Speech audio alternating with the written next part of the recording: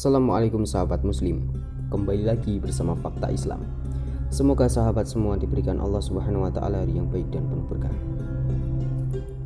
Pada suatu kisah, Rasulullah SAW bercerita tentang perjalanan di surga pada saat Isra Mi'raj.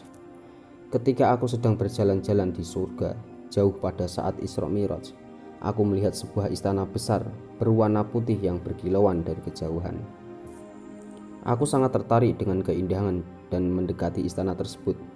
Dan ketika aku hendak memasukinya, aku menahan diri sebentar dan bertanya kepada malaikat Jibril. "Wahai Jibril, istana siapakah yang indah berkilauan ini? Aku berharap istana itu adalah milikku."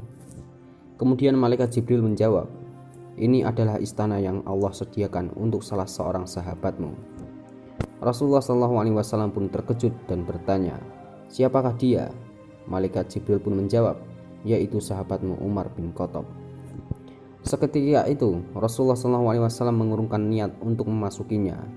"Aku malu memasuki istana yang bukan milikku."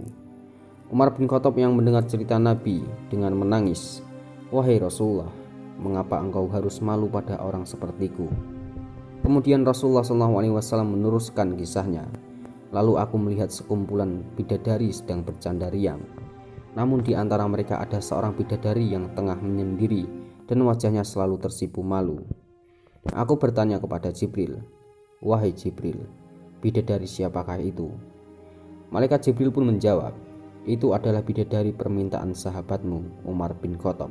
Allah sudah menyediakan baginya.'" Subhanallah, Umar bin Khattab pun mengakui bahwa ia sering berdoa agar diberikan bidadari surga yang berkulit hitam manis, bermata jelita dan pemalu. Bidadari untuk sahabat Umar bin Khattab langsung disiapkan oleh Allah Subhanahu wa taala karena Amirul Mukminin ini begitu istimewa.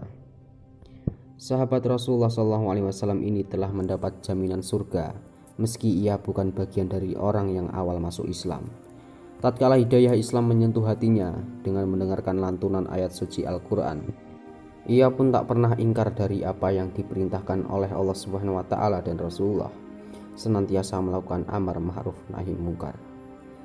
Umar bin Khattab memiliki kedudukan yang tinggi di kaum Quraisy, sehingga keislamannya turut membawa serta orang-orang Quraisy pada saat itu. Umar bin Khattab dianugerahi hati yang keras, tetapi luluh tatkala beliau mengingat jahiliyahnya. Masa kerap membuatnya meneteskan air mata.